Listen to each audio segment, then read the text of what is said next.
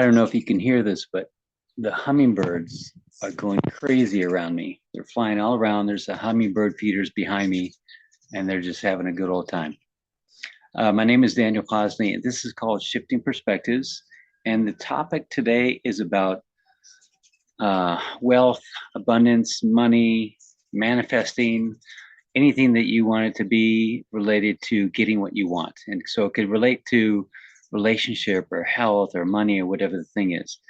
But it recently came up for me, and Valerie and I were having a conversation, and she was concerned about a money issue, and it really is something that we needed to talk about. And it really kind of poked inside of me something that I didn't know exactly what it was. And so I reached out to a psychic friend of ours, and she said, I can't really get to you until August, but in the meantime, read this book. And the book is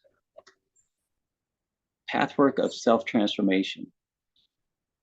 And apparently it's a book written by this woman, Eva, but channeled information. So it's really kind of high stuff out there. And within 20 pages, I found myself like really getting it. And, you know, I remember reading Be Here Now, the book by Ram Dass, and I read it the first time, didn't really get it. It was just too wild. And then I read it the second time, and I started getting more of it.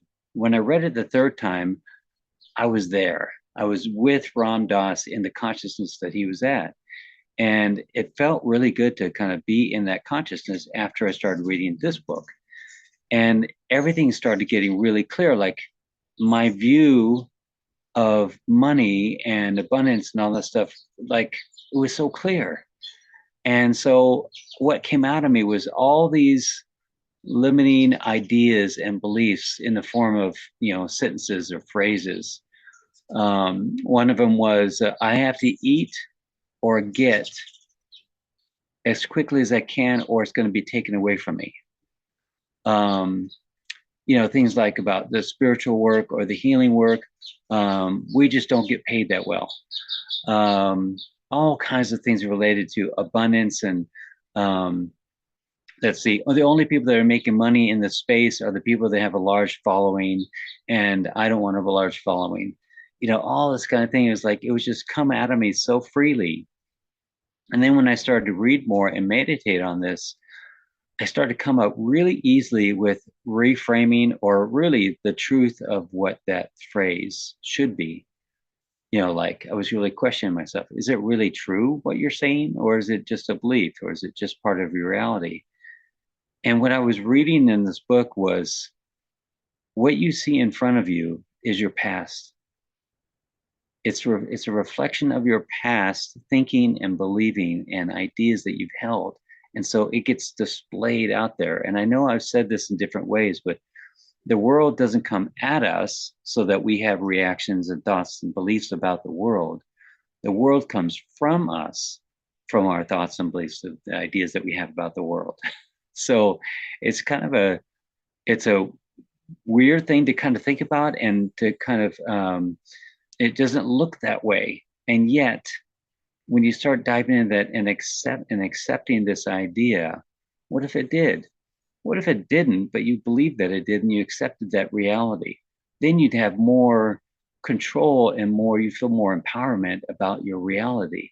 Because essentially that's what people do when they can really manifest the life that they create, the life that they want, is they start from the inside and they look at, so, well, if I'm built, if I'm created to have everything and anything in my life, then the only reason why I would not have those things is not because I'm being punished, not because God is giving or taking anything away from me. It's because I have chosen a block. I have chosen to believe this certain way. And if this certain way of lack or unlovable or unworthy, if I believe that one little piece, it'll affect all these different pieces of my life. So one of the things that I recently did was I did this meditation, and it was about deprogramming myself. And I thought how cool that would be to realize, first of all, that I have been hypnotized. And of course, why would I ever want to believe that there is only a limited amount for me, or that I can't manifest anything that I want.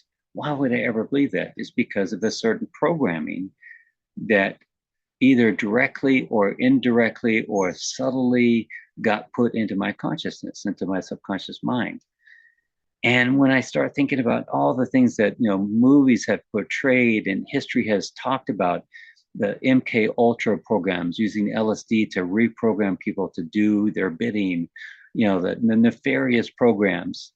And then there's advertising, how there used to be subliminal advertising, which now apparently it's illegal, but there was that thing, you will want this cigarette kind of thing. If those things are true, that we're all subtly being manipulated to believe a certain way. The news does it all the time. They're all telling us that this is the most important thing to think about. And don't worry about this Kennedy candidate. He's not important. All these different things that affect our perceived reality. And so if I just take that concept and I go, wow, can I really count on anything that I see and I believe? There's this saying that goes, when a child is shown what a bird is, the next time they see a bird, they only see their thoughts about a bird, not the bird. And there's this other idea that, or reality, I guess, that when we see something, we're not seeing directly through our eyes. Although it seems like I'm looking at the screen in the camera, I'm really seeing what's in the screen in my mind. And then my mind only is giving me what it interprets to be reality. Like another one is, you know, this area here, apparently your eyes can't really see. So what the mind does, it fills in the blanks of what it believes should go there. That's kind of a weird thought. So all these different ideas kind of point to, you think that you're so solid in reality that you know what's going on, and your beliefs are your beliefs, and you hold them as true because you've seen it it's reality for you. Men cheat on me, or people, get divorced all the time, or, the relationship is only, you have to sacrifice. But what you're seeing is your beliefs projected out to you. And that causes me to consider, is there any way that I could deprogram myself? Well, I know I'm going to be completely deprogrammed when I die. Like all the things that have been held in my body of my programmings and my beliefs are going to go away. And maybe that's what heaven is all about. But what if I could do that before that time? So I talked to a hypnotist friend of mine, and we talked about this. Is there such thing as deprogramming? Yes, there is. And you can focus on one thing. You can focus on reframing, deprogramming the trauma that you had to kind of manipulate that and have it less effect on you. But I wanted to go deeper. I wanted to go into, what about a group deprogramming, that you could say anything that's been causing you strife and to struggle and pain and suffering, that you could wipe out that program wherever it came from, that you could release that and start anew and go into more clarity and only hold on to those things that really serve you, not your, what we might spiritually call our soul's evolution, or our soul story, or our theme, or our spiritual path and stuff. But even say, let's just wipe out anything that stands in the way of that and feel what that feels like. So I was in a meditation this morning, and the guy was walking us through, like walking through a hallway with white carpet and with crystalline mirrors on the walls. And it was showing me the different parts of my life. And so it was really showing me really clear reflections of what I had done and what I had gone through. And then as I got through the hallway, it went to this portal. And in the portal, it was a portal made of these silvery clouds.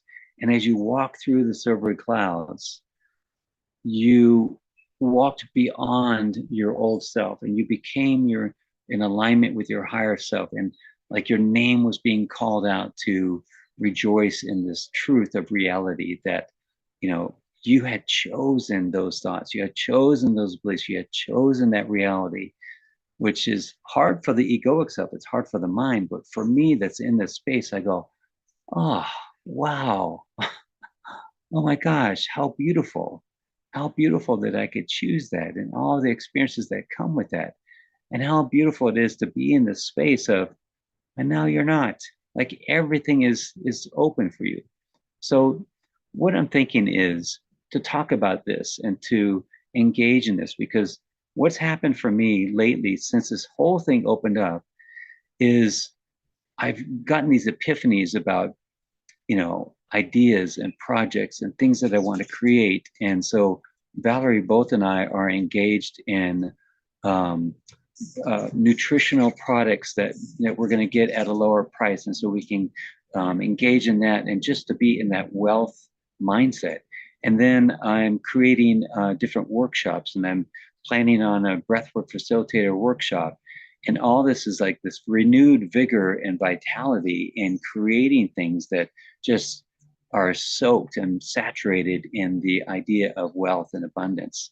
So look for more of that from me, and for whatever workshop comes out of this, I feel like to just offer something that is part meditation, part hypnotism, part deprogramming, and part activation, which is sort of what I do in the counseling sessions that I do, but this for like a group of people, and that would be offered through Zoom. So live in person in Sedona, but also through Zoom. I feel like it'd be really powerful.